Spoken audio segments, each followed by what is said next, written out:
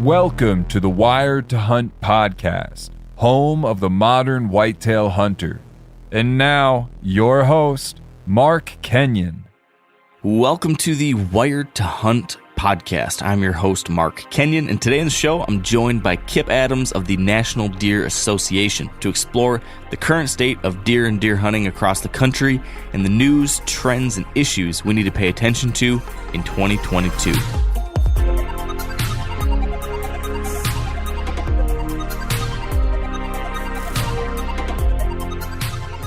All right, welcome to the Wired to Hunt podcast, brought to you by First Light.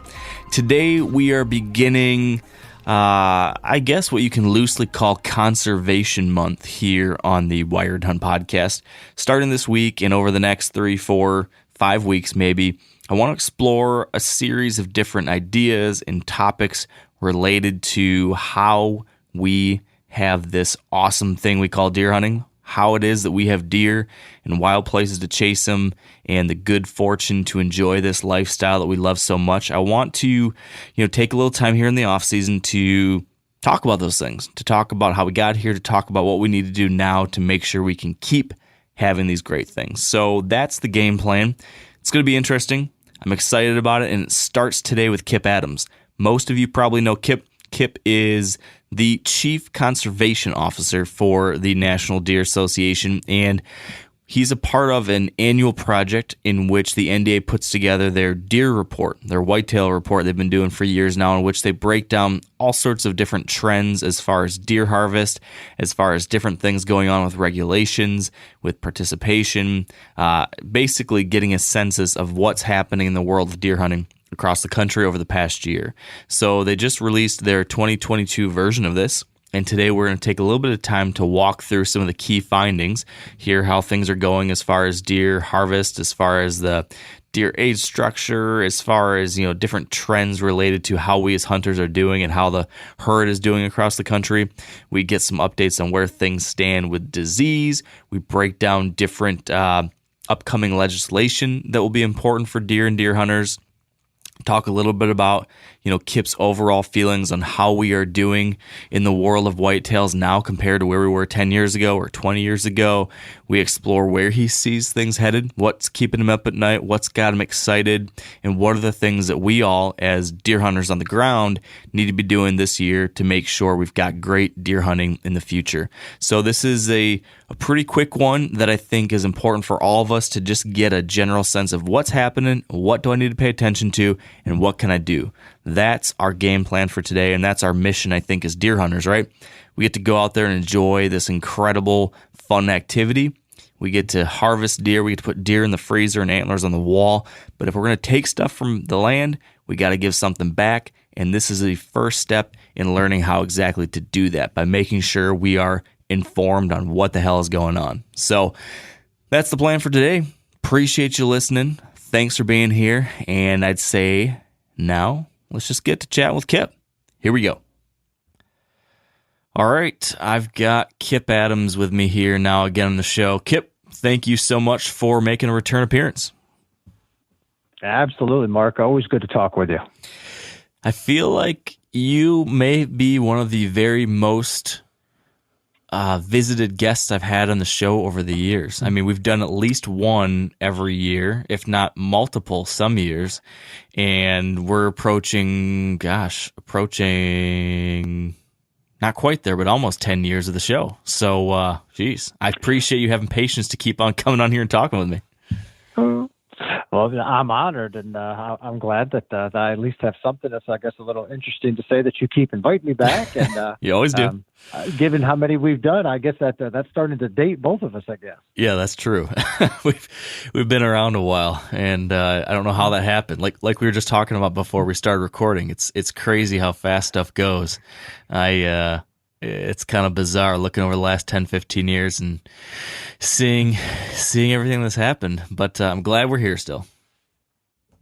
Yeah, me too. A lot of good stuff. So, and I always enjoy talking with you. So, we got some good stuff to talk about today. Yeah, I'm excited to dig in here because, as we've done every year, right around this time of year, I wanted to kind of have you help us get a sense of I guess, a pulse on the whitetail nation. You know, how things are going across the country when it comes to whitetails. How are we as hunters positioned moving into the future? What are the things we need to be thinking about in the future?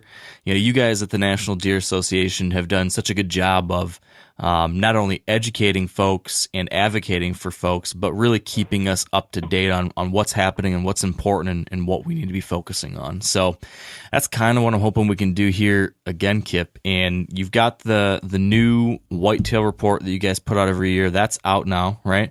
And I guess what I would be curious to start with is the same question we actually started with last year. You probably don't remember this, but if you were to take a step back and look at the general state of affairs for whitetail deer and deer hunters across the country right now, and if you could rate that from a scale of 1 to 10, 1 being we are in a deep pit of despair, and 10 being we are flying high, times are as good as they've ever been, where would you say where do we come in on that scoreboard?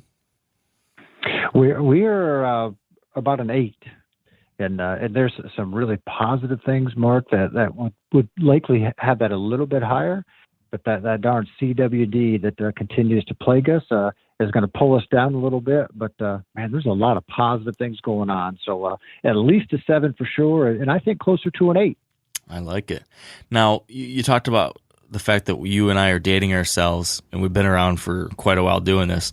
How would you say we sit compared to, let's say, 10 years ago when you and I were having conversations back when I was still in my old day job, sitting in the office all day? How would you say things stand now? So 2022 versus 2012.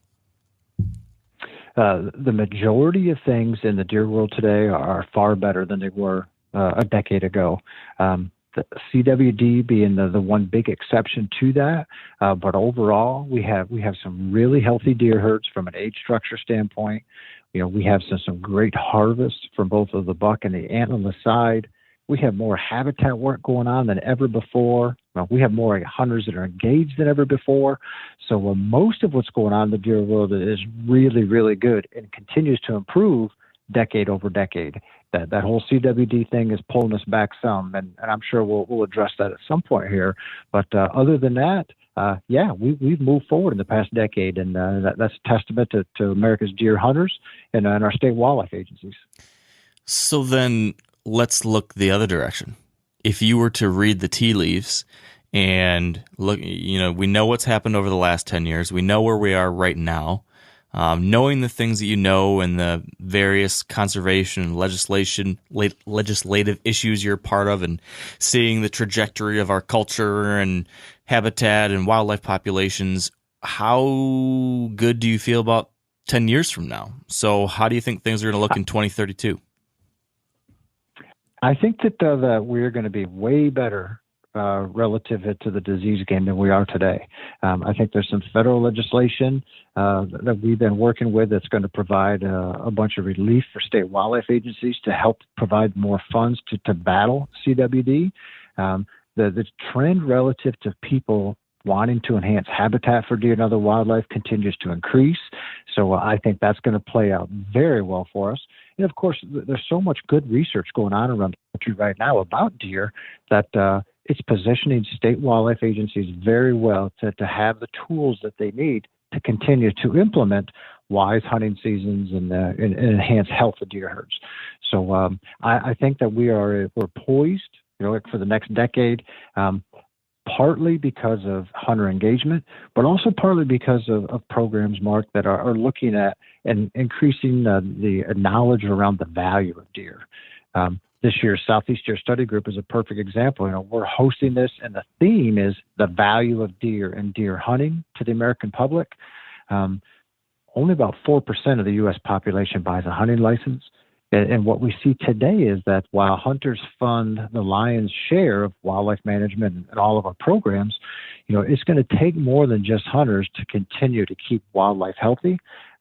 So as we start showing more of the impacts and the value of deer and deer hunters to all of society at large, and you have done a great job of this, with your work and just making people realize how important deer are. as that continues to grow, I think it just paints a better picture for the future of deer management, and then of all the other wildlife species that deer impact. So I see the next 10 years as an exciting time for managers and sportsmen and women, and I'm looking forward to it. I'm glad to hear it. I'm glad to hear that you're feeling good about where we're headed. I can see a lot of those same things, and that's exciting. That's I remember. I don't know what year this was, maybe 2013, so almost 10 years ago, 2013, 14, somewhere around there, 12, 13, 14, when we had a little bit of a scare, I felt, within the hunting community. Everyone started seeing herds dropping across some states with EHD really popping up, and there was more concerns, of course, around CWD, and hunter numbers were plummeting, and there was this period of, have we lost the good old days? And it seems like we recovered from that pretty nicely. I think if we'd been talking that year when we all got together and the National Deer Alliance was started, right around that time, given some of those concerns, I think if you told us, well, in 2022, it's going to be an 8, and we're going to be feeling pretty good about 2032, I think both of us would have been pretty pleased to see, where things have gone since that period. Am I right on that? Have we made a strong stride there? Yeah, you are spot on. That 2015, 2016, kind of that era, we had several variables come together to really kick deer in the seat of the pants. We had terrible hemorrhagic disease outbreaks. We had 2 100-year disease outbreaks, within a 5-year period. That's when all that land came out of CRP, and in the Midwest lost like 7 million acres of wildlife habitat. We had increasing predator populations in certain areas and plummeting fawn recruitment rates. So there was a lot going on at that time that were really, hitting deer hard, and true to their form, deer are one of the most resilient species there are. And so with some good management programs, with hunters stepping in, those deer herds have really recovered since then. And heck, look, the 2021 hunting season, we shot over 6 million whitetails, which is, the most that we have shot in a long, long time. So, things are far, far brighter today than they were back somewhere around 2015. So what do you think the headline then is, if we're coming off of this banner year in 2021? What stands out to you as you've gone through, you've scanned through the numbers, you've interviewed and talked to various people across wildlife agencies, you guys have compiled the data, you've put together the 2022 Whitetail Report. What stands out for you as the big takeaways as we look back on this past year or two? I think this past hunting season, the one that we just came out of, and there are some states that literally are just ending their season right now. So I think that harvest is going to be down, once all those numbers are in this past year. Much of the U.S. had unseasonably warm temperatures through much of the firearm seasons, well into December. And if the early reports that of the agencies that can compile the data very quickly, or any product of what all the states are going to see, a lot of states were down a little bit. But we have to remember, they're reporting that they were down, from the 20 into 21 season, of which was a historic season where, we shot all those deer. So what that means is, as hunters, we tend to look at the headlines and allow that to dictate whether last season was good or not. Well, we were at historically high numbers going into this past season. So even if it was down a bit, and I think it probably will have or show to be down, it was still a really high harvest this last year. So what that means is we have a lot of deer in the landscape. There are tremendous opportunities for hunters across the United States, to go afield, and fill the freezers with deer. So that's good. And so I'm going to have to remind myself that even though maybe we didn't see quite as many deer this past year as the year before, I think that was a lot more related to just, those weather patterns, those uncommon weather patterns, more so than actual deer numbers. Yeah. It's so human to get wrapped up in, like, what have you done for me lately? And numbers like, what's the population number, or what's the harvest number of this past year? And then we have a tendency to maybe overreact sometimes to that. Probably just like, we might overreact about, well, how did my stock portfolio perform over the last quarter? And if it's down 6% this quarter or this year, it's a panic. But if you look at the long-term trajectory of the Dow or whatever over the course of 10 years, if you can weather the storms every once in a while, it's still going to keep on going. And I imagine oftentimes that's what we see with wildlife populations, is that there'll be these little blips, but general trends are maybe more important. But I'm curious, if we, well, maybe that's not what I'm trying to say. What I'm trying to ask here, Kip, is our harvest, so the total harvest number for a state or for the country, is that a good way to measure the quality of our deer herd? Or is there a better way that we can look at either our states or nation or region and determine, like, hey, is this in a good place or not? Because it's easy to say more is better, but I don't know if that's necessarily the case. Is something like age structure or something else a better kind of barometer of how good things are? It really is. And of course, we want to look at what the total harvest is, and that's an important number to look at, but it does not tell the whole story at all, as you alluded to. There are some states that are trying to dramatically reduce deer herds. They just have deer herds that are way higher than what the habitats can support.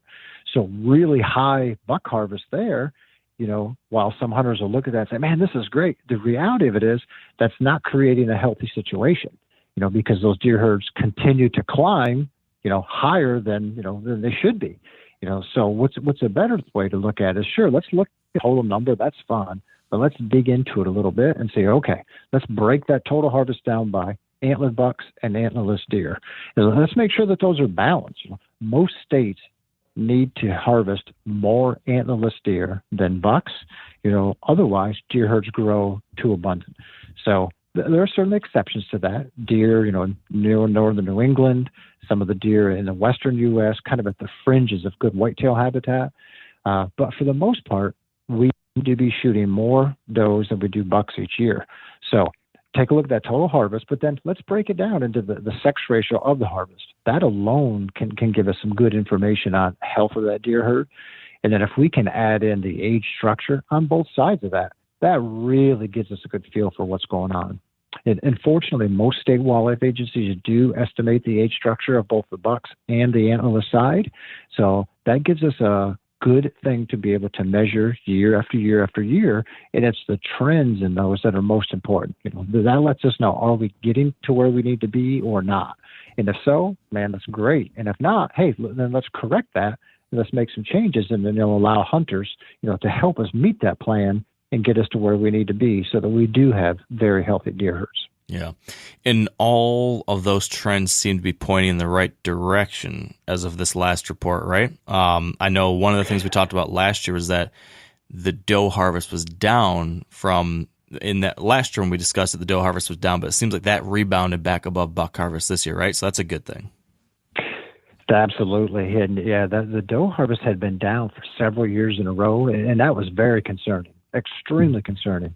And but yeah, the most recent one, it has rebounded, and for the first time in the past 3 hunting seasons, we have now shot more antlerless deer than antlered bucks again, which is very good. That is a good situation for us. So yeah, there was a lot of very positive things that came out of that harvest. So numbers were good, the sex ratio of the harvest was good, and age structure for both bucks and does was good. So that lets us know that in many places, we're in a really good spot relative to those deer herds. Yeah.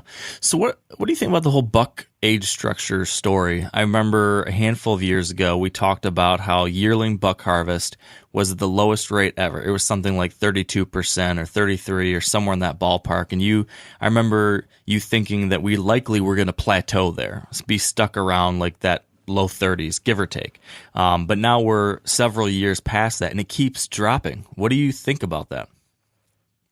I think that I totally blew that one when we talked before. I vividly remember, because we've been monitoring this since 1989.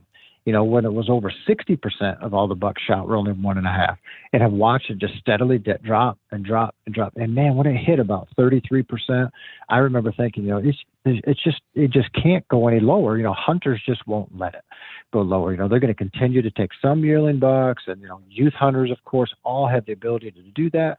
So from just a hunting culture standpoint, I really didn't think they would go below that. And I remember telling you that and telling others as well.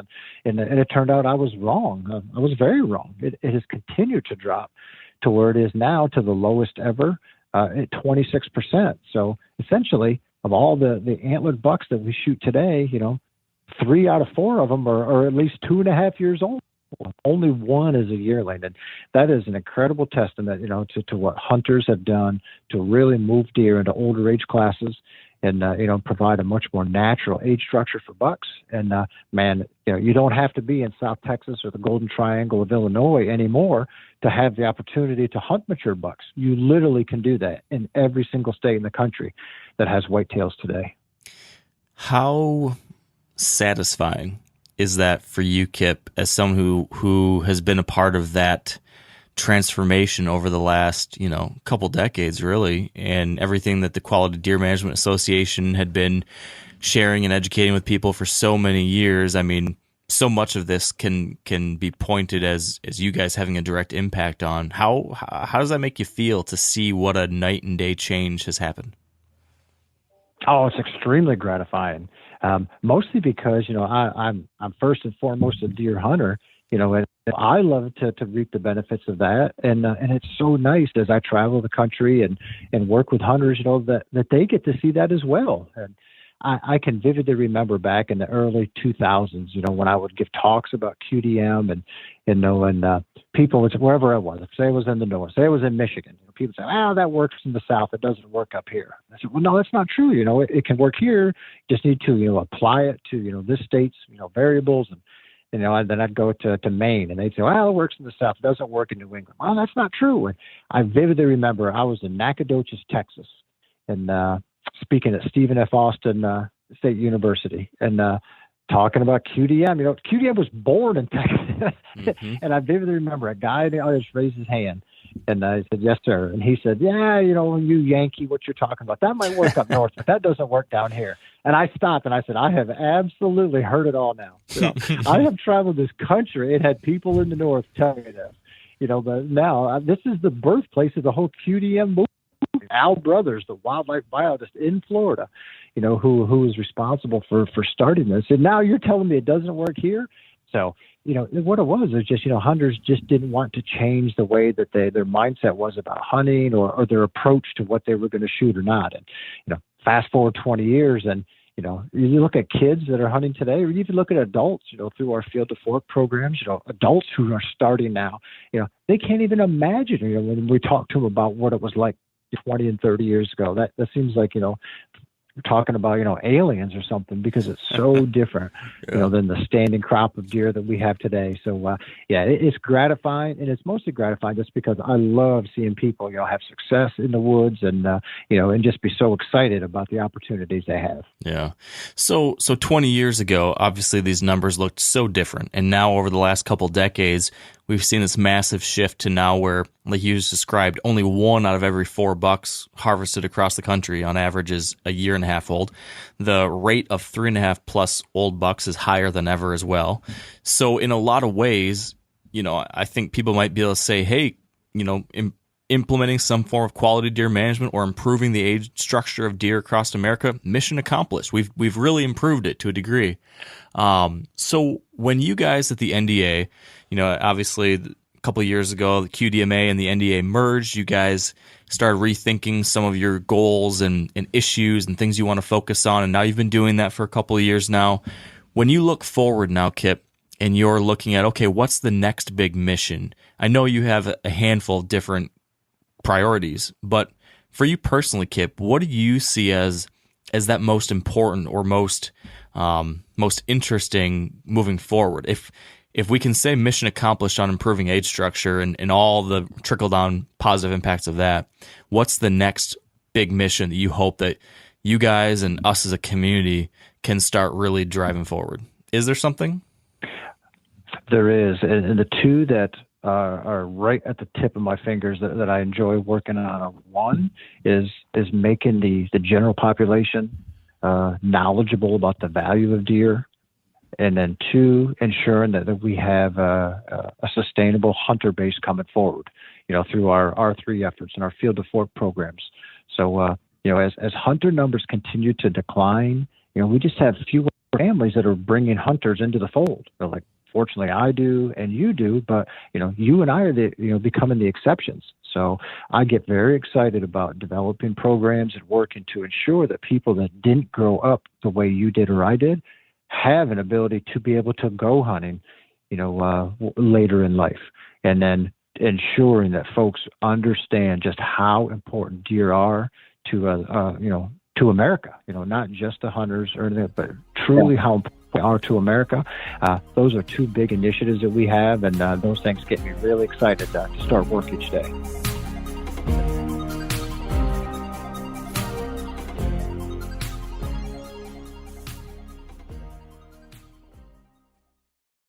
Now, a lot of you guys are familiar with the old hunting tradition of eating, some organ, the heart or a chunk of liver off the first animal you kill. I had that when I was a little kid, and it was a big deal.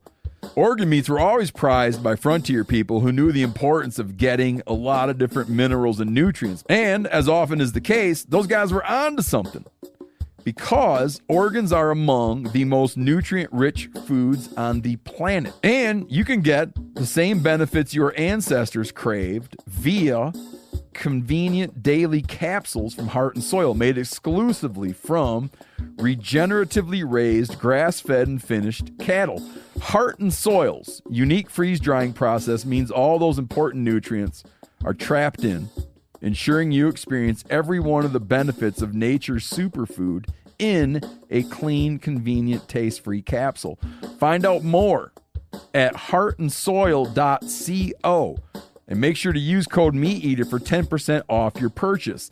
That's heartandsoil.co. Use the code MeatEater. Let's talk a little more about that whole idea of the value of deer. You mentioned that this is going to be one of the big priorities at the upcoming deer study group. What's the angle with that, or how do you see us as a community being able to do that better, or how, as an organization, does the NDA plan to do that? I guess I'm curious, number one, if you want to elaborate just a little bit more about why that's important. And then secondly, how do you think we can do that? I think it's important because, wildlife has such an impact on all Americans. Whether you live in rural America or urban America, wildlife has an impact.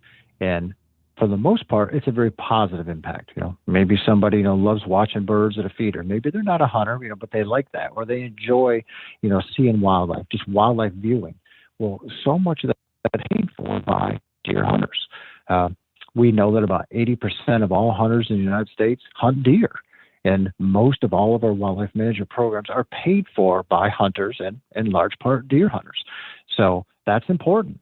And as we lose hunters, we lose funding for all of that wildlife. So, whether you care about, bobolinks or, Kirkland's warblers or spotted salamanders or whatever it is, it's important to understand that they have a direct tie to white-tailed deer.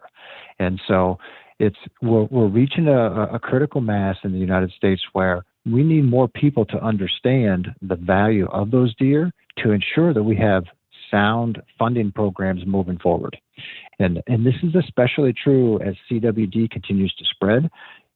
Given that we have 10 to 11 million deer hunters in the U.S., we are not going to solve CWD with 10 to 11 million people. However, there's a far larger base of people out there who are deer enthusiasts. They like to see deer, they like to photograph deer. So as more of a base understands the value that deer have, that is how we will defeat things like CWD, like the funding issues relative to habitat management and hunter access. All of the stuff is intertwined.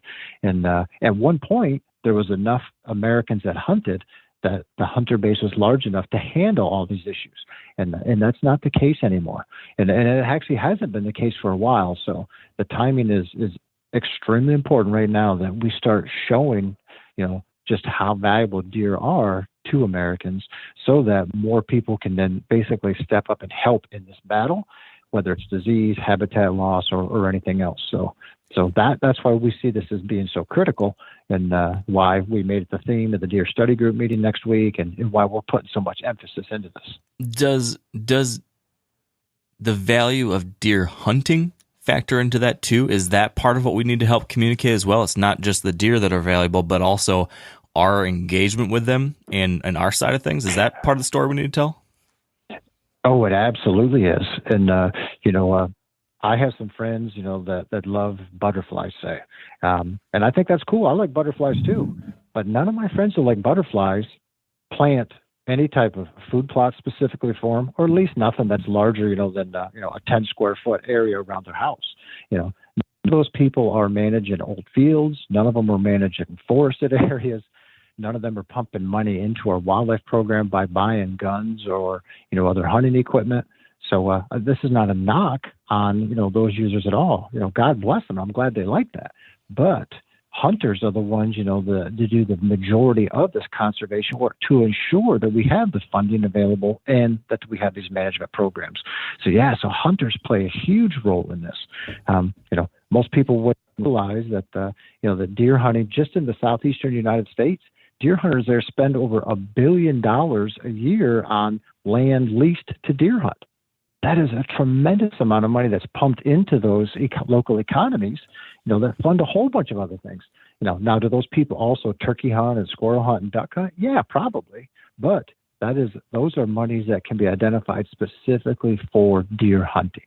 So, hunters have provided this free public service to society for so long, and we're glad to do it. It's time that they get recognized for some of their efforts like that, particularly at a time where, we need a larger recognition of those efforts and some more help in many ways to make sure that we can continue to fund our wildlife management programs adequately as we go into the future. Yeah. So then what's our role in that moving forward? People like you and me as hunters, or maybe the organizations like the NDA, what all can we do collectively to try to start, making sure that narrative is understood and showcasing the value of deer and deer hunters? Is there any kind of action items that we can really rally around? Yeah, there are. And, it's about taking the information, and being able to share it with our friends, and others, that we know. And hunters are, they like to share good information, but in many cases, it's hard. We don't have good bite-sized pieces, for them to be able to share. Now obviously you're knowledgeable about this, and you can, describe this to people. We need to provide that information for all hunters to easily be able to share with neighbors, others at schools, and sports teams and that type of thing. And that's one of the reasons why we have helped start the Southeast Deer Partnership, which is a collection of state and federal agencies, NGOs like NDA, and some private entities that is looking at this project to and promote the value of deer hunting in the southeastern U.S. This is actually what my presentation at the Southeast Deer Study Group is going to be on, talking about this project. And essentially, this has three phases. One is a research phase where collect all the information that's possibly out there on the value of deer, the value of deer hunting, economic data, habitat data, et cetera. Let's get this all in one place so we have it. And actually, we are just finishing phase one of that right now. Phase two then is develop a PR and a marketing campaign to be able to share all this information. And that's where we are just moving into that. And then phase three will be, all right, let's actually implement that so that we can share this information with the general public, not just hunters.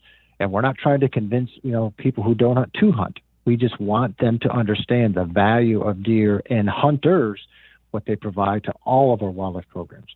So that is the action item is, hey, let's create these PR campaigns so that we have this information to share, and then let's broadcast it as widely as possible.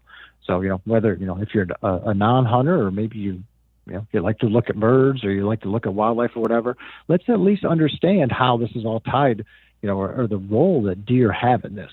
And so that's pretty cool. And we're in an exciting place with that right now. Over the next 12 months, you're going to see a lot of these or these press releases and this whole PR campaign start to unroll. Very cool. So, the second priority you mentioned, the second really important thing was participation, right? So making sure people understand how valuable deer and deer hunting is important for that massive percentage of the of our country that doesn't hunt. But then also we want to try to increase the number of actual participants. And that's been something that we've all talked about for a lot of years now.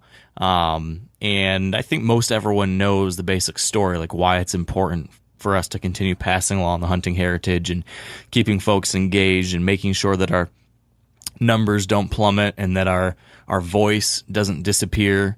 But over the last year or so, there have been a few somewhat high profile rebuttals to that story. Some of them within my own company at Meat Eater. People kind of saying, hey, it's actually getting too crowded. There's too many people out there. Why are we trying to get more hunters out there when everywhere you go, there's people bumping into people, COVID sent everybody to the outdoors. It's a mess. We're actually making things worse. What's your take on those kind of contrarian opinions that I think are definitely the minority, but it's a thing we're starting to hear from people now. What's your take on that? Yeah, I know exactly what you're saying there, and I've listened to that information, from Meat Eater on those podcasts and heard those people debate that, and I understand the crowding issue.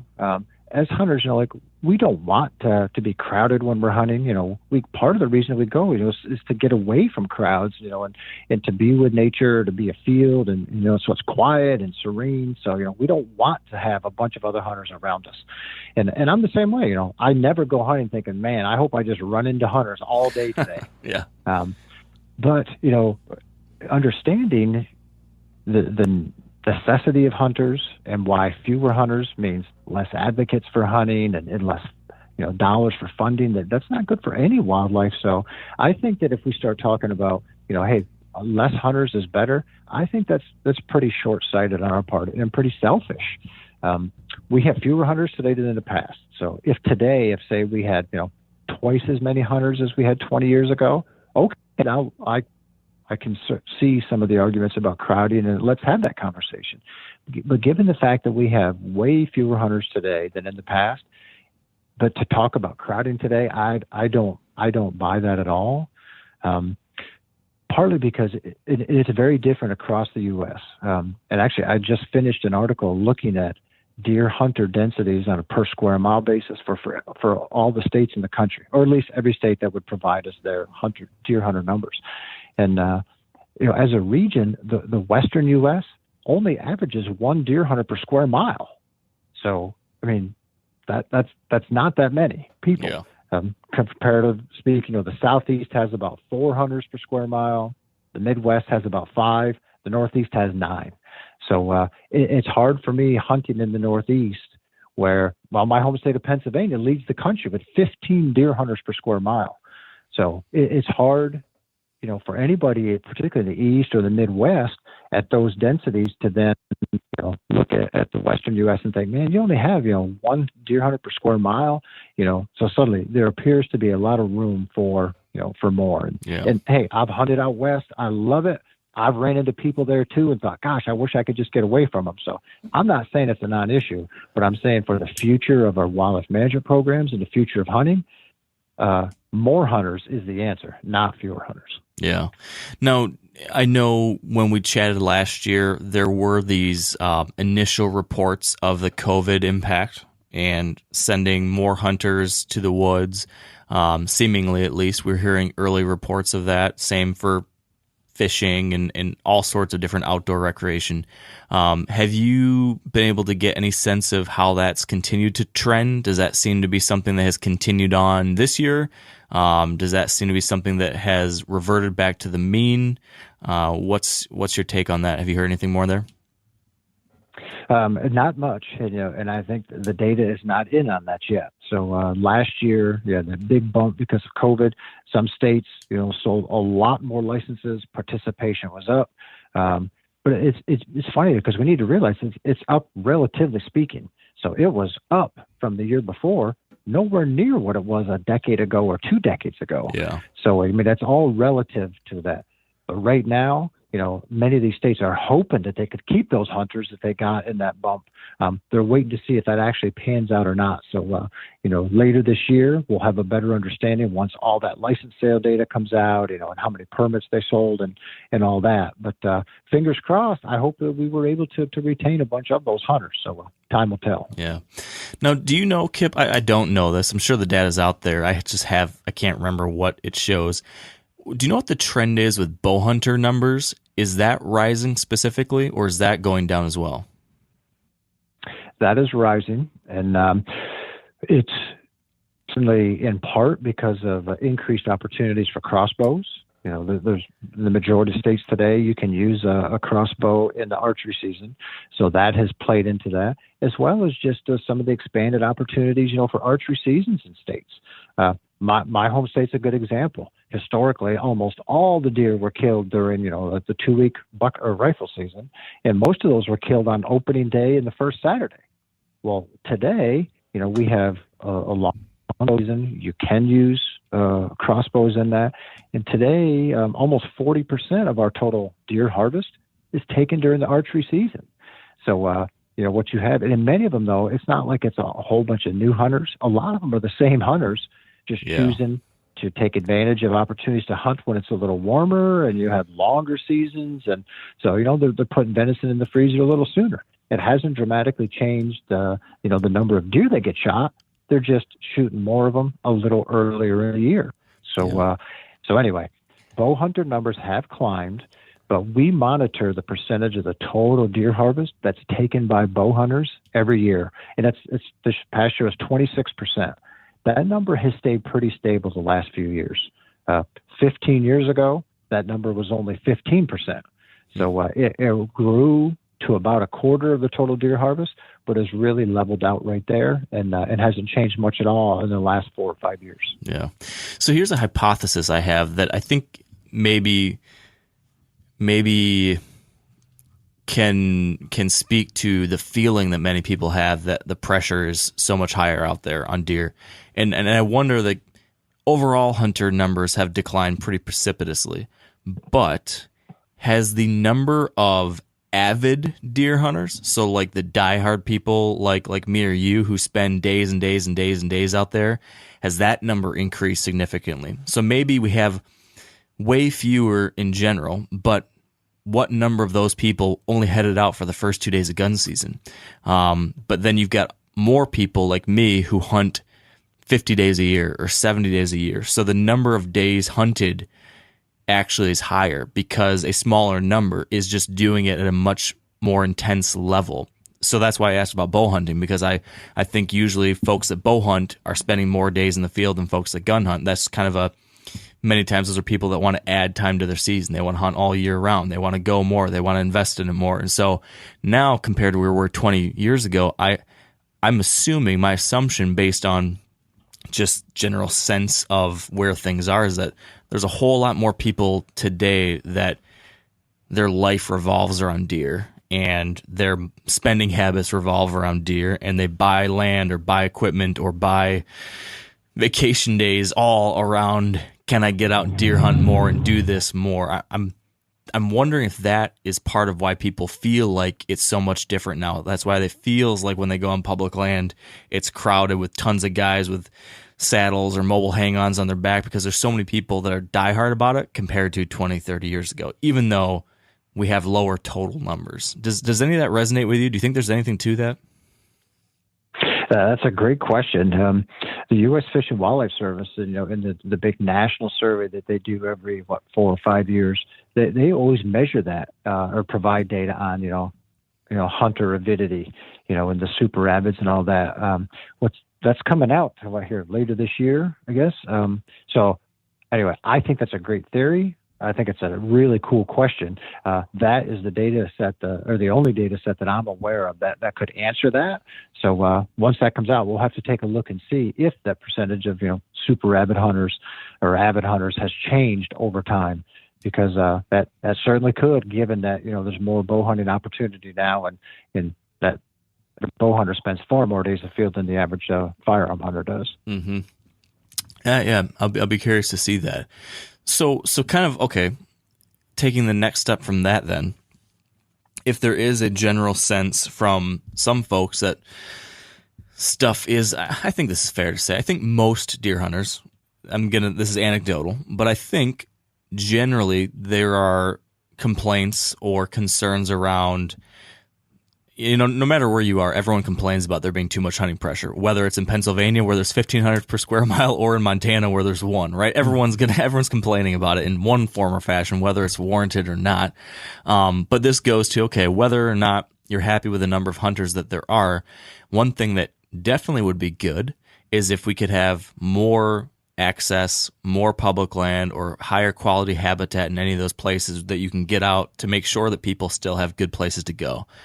Since, access is one of those things that's been harder and harder to come by over the last couple decades as more land is being bought up for hunting, more land is leased out for hunting, and if you're not in those couple groups, you might be left out in the cold as free permission is shrinking, and public land is increasingly being utilized. So I know that one of the goals, correct me if I'm wrong on this, but I believe one of the stated kind of objectives for the NDA is to help improve access, habitat, and deer hunting on at least 1 million acres of public land by 2026. Am I right on that? And then number 2, yep. What's the game plan to do that? How are we doing that? How are you guys doing that? So yes, you are correct. That is our goal, 1 million acres, within that 5-year period. And we're accomplishing that by working with the U.S. Forest Service and some other partners. And essentially what happens is, we are able to get contracts to go in and cut timber on U.S. forest land, and then use the money from that timber sale to enhance the habitat that's there and the access.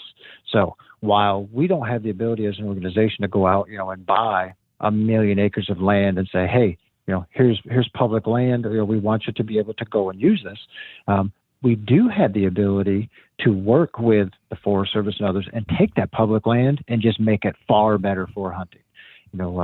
Overmature hardwoods and overmature softwood forests provide very little for deer, but with good management, we can make those, extremely high quality deer habitats.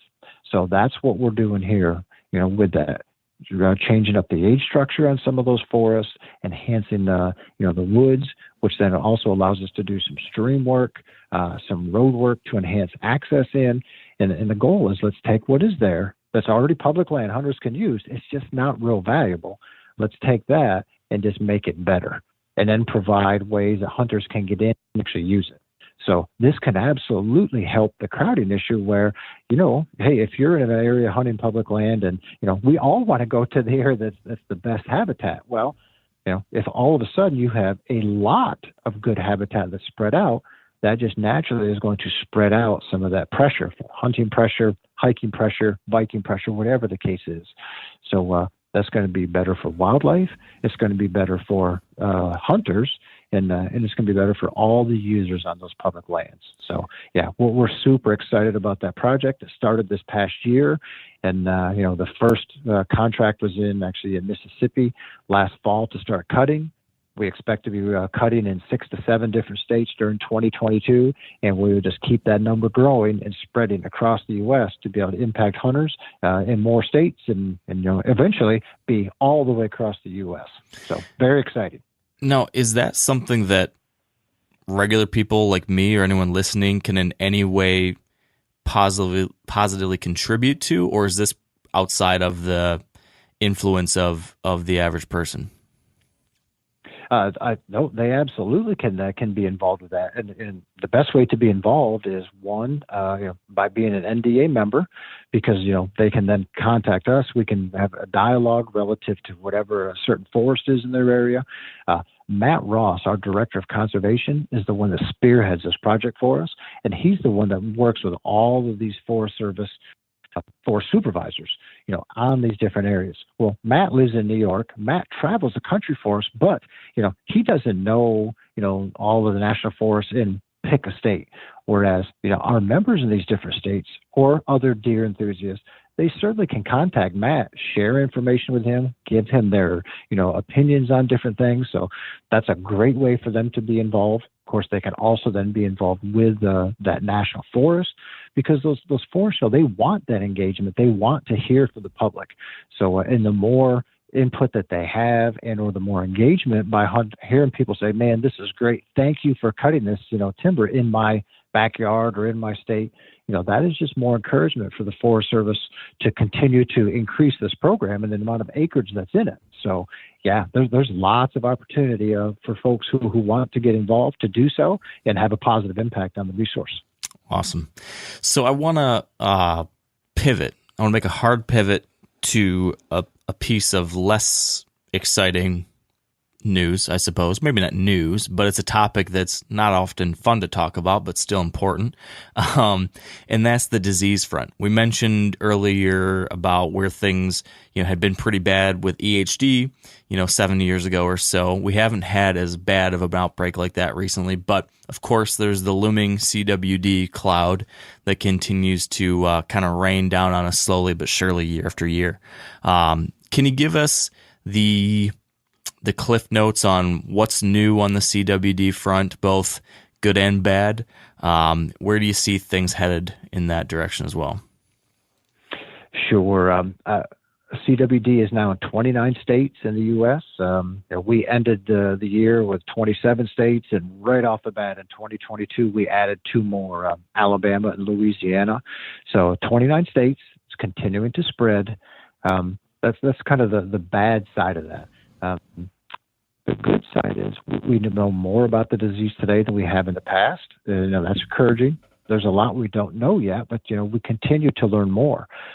Hunters understand more about it today than in the past, and that is good, because the best things that we can do to keep the disease from spreading is to stop moving live deer and stop moving the high-risk parts of deer that we shoot. The high-risk parts are the eyes, the brain, the spleen, the backbone. So, is there something that hunters can do? Absolutely. There's something that hunters, we can do every single day, and that's to not move those parts, and to make sure that all of our hunting buddies know, hey, don't move these parts.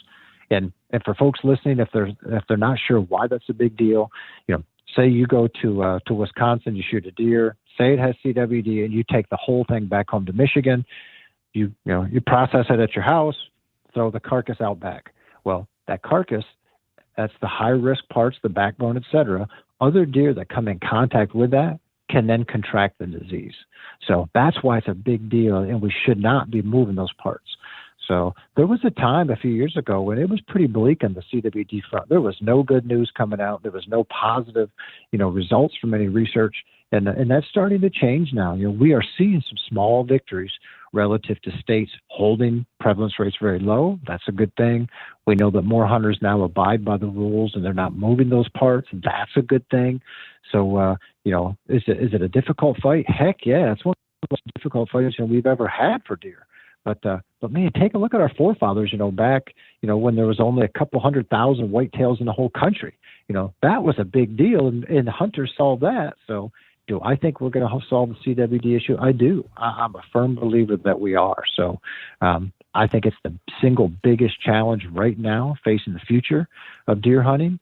And that's not just my opinion. The vast majority of wildlife managers, that is what they believe. There are some out there who still think this is fake news and that, it's not a big deal. But it's very clear. CWD is a huge deal for the future of deer hunting. And fortunately, we are, starting to get our hands around it a little bit in a few states, and that provides hope for all those others out there. So I think we will get it, I think we're going to beat it. It's just going to be a long fight. This is not something we'll defeat, in the next year or two. We're in this for the long haul. But as we continue to learn more and get more hunters engaged on this, I think that is the path to beating it. Yeah. One of the things I've heard over the years has been, the fact that we don't have a ultimate solution yet, right? We don't have a cure. We don't have a way to really stop it. All we can hope to do is slow it until we figure something out, right? The thing has always been like, we need more funding. We need more research. We need to get answers because there's still so much we don't know. There's possibly some hope on the horizon when it comes to new funding, right? Can you talk to me about where we stand with the CWD Research and Management Act, I believe is the correct title. Is that right? And where does that stand? That's right, yeah. What do we need to know there? That is a big one. And this would be a huge win for wildlife, for hunters, for wildlife agencies. Representative Kind has been a big advocate for this for a while, and we have worked straight with him, helping draft some of this, and some of the other partner organizations. Essentially, what this would do is CWD is very state wildlife agencies don't have specific budgets, and they don't have federal funding to pay for testing, for monitoring, for surveillance, that type of thing. So what this act would do is dedicate funding to the states for that. Because think about this, every state that has the disease, you need to monitor for it. But when you spend the money to do so, there's not an extra pool of money for it. So you're taking money away from other programs like, habitat work or access or land acquisition or what the case is. Well, the CWD Management Act would provide funding to help monitor the disease and allow agencies to use some of their other budgets for all of those other things that as hunters, we want them to use that money for. So this is closer than ever to being passed. And that's something that all sportsmen and women can get behind and encourage their legislatures to support that, because if that is passed and that is voted in, that would be a huge win for anybody that cares about wildlife. And how close is that to come up to vote? How can we make a difference on that front if that's coming up here pretty soon? Yeah, I don't know exactly how close it is to a vote. It's anything that's legislative can be difficult to follow like that. I do know that it is something that's on our radar right now. There's time for all sportsmen and women to let their legislator know that they support that. And sooner rather than later would be good. I'm not saying that they have to do it today, but hey, let's do it this week or this month, and not wait any longer. The more support that we have from our American public about this, the more likely it is to pass. There's no downside to any of our wildlife agencies or any funding mechanism because of it. So this is something that's very much needed, has not been done for almost 20 years now. And so if we could get this passed, this would be a huge win for all of us. That's great. Is there anything else on the, coming down the legislative pipeline this year that you guys are really focusing on that we as hunters should be paying attention to? We are huge advocates of the Grasslands Act. We talked earlier about all that CRP land that was lost and habitat that was lost. That would be, grasslands is a huge thing for wildlife, across the U.S. So that's another big piece of federal legislation that we're working hard to get passed. So that's if anybody in here wants to get involved with something else or engage or let their legislator know, hey, make one phone call, let them know you support both of those. Wildlife will thank you for it. Excellent. So speaking of then, making that phone call or email, as we're looking forward into the rest of 2022, we do this every year. There's always a few action items I like to try to put in front of folks and offer up as ideas for things that we could be doing. What are a few ideas that you have for hunters this year in 2022 to make a positive impact on the future of deer and deer hunting? Can you give us some ideas, some inspiration, some action items? Sure. Call your legislator and support the CWD and Grasslands Acts. That would be great. Plan to take somebody to the woods, somebody that hasn't had that opportunity before. It doesn't even have to be during deer season. Just invite them out, for a walk. Share some of your knowledge of nature with them. Some people get so nervous about, I couldn't mentor somebody because I don't know enough. Or, well, you know what? In many cases, You absolutely do. You don't have to know everything. Just the fact that you can take somebody out and talk to them, about this, describe what a tree is to them, or a certain tree, or talk to them about something about the stream or about a certain bird that you see. In many cases, it just takes something simple like that to show for them, like, ooh, how interesting this can be and how cool this can be, and hey, we can gain another advocate for our wildlife programs. So that is a great thing to do. And lastly, get engaged with something that's going on with the state wildlife agency. Can let the local biologists know about a certain rule that they like or dislike. Share maybe a sighting of a special animal or a bird that they've seen. Anything like that to be involved or be engaged is good. There was a point in time where there was very little engagement with our state wildlife agencies at all. That's very different today, and that's a good thing. We're in a much better place today with how our local biologists and technicians, and law enforcement agent, deal with the public on a much more regular basis, and hear about, maybe they saw a bald eagle here today. It's the first time we've seen one, ever. Or, ooh, I saw this other bird, or whatever the case is. Any type of a relationship or of a working relationship like that can go a long, long ways, to help in our wildlife programs. So, so get involved, support some legislation, take somebody to the woods, and get involved with the state wildlife agency. Those would be three great things that we could do. Yeah, I love it. It's funny, I was just looking into this myself, and I was just Googling what kind of volunteer opportunities there are within Michigan with our Department of Natural Resources, and seeing if there's any opportunities to help work on public land or improve habitat anywhere, something like that. And I think there was something like 15 different projects like that looking for volunteers just within like a 3-month window. There was that many different opportunities all across the state where they were looking for people to help out. That was just very eye-opening to me that, hey, there's stuff going on, and people are needed. So, that's a great way to get out there, kind of really dig your hands into the dirt and get involved, make a real difference tangibly, and meet some like-minded people too. That'll, who knows, maybe make new friends, new hunting buddies, something cool like that down the road. So it seems like a win-win in a lot of ways. Well, Kip, I just am always appreciative of your time. I'm always appreciative of getting this insight from you, and knowing that there are people like you on the inside fighting the good fight to make sure we've got deer and good places to deer hunt, and leaders within the deer hunting community. So thanks for that, Kip. And I guess the last thing would just be, can you give us a reminder on exactly how we can get involved with the National Deer Association? Sure.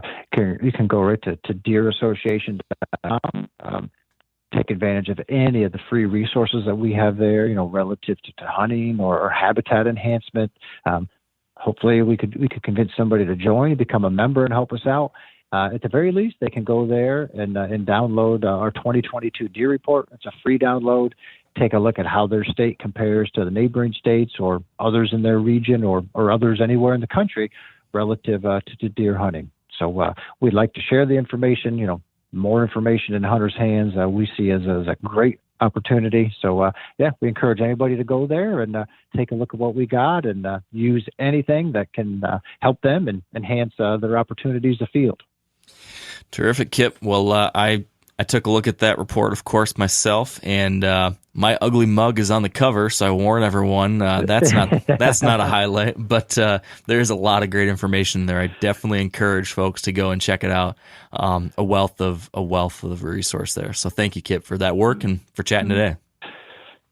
Absolutely, and I think that's a perfect cover. Over the years we have done different covers, with big bucks and smaller bucks and does and fawns. There's been lots there.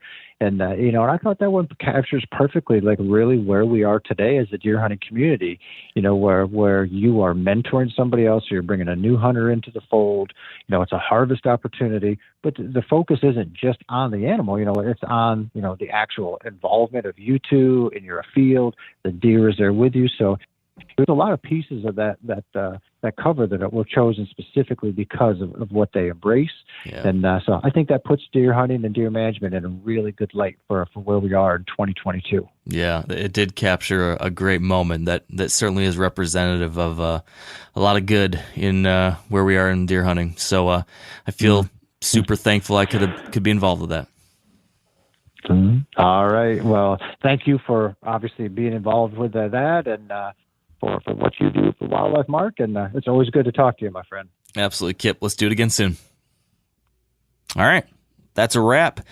Good stuff. Make sure, as Kip mentioned, if you're not already a member of the National Deer Association, I highly recommend it. They do a great job of keeping you informed. They've got a terrific magazine. They send action alerts when there are important issues in which we need to make our voices heard. All good stuff. Easy to get signed up. Just head to deerassociation.com. So thank you again, and until next time, stay wired to hunt.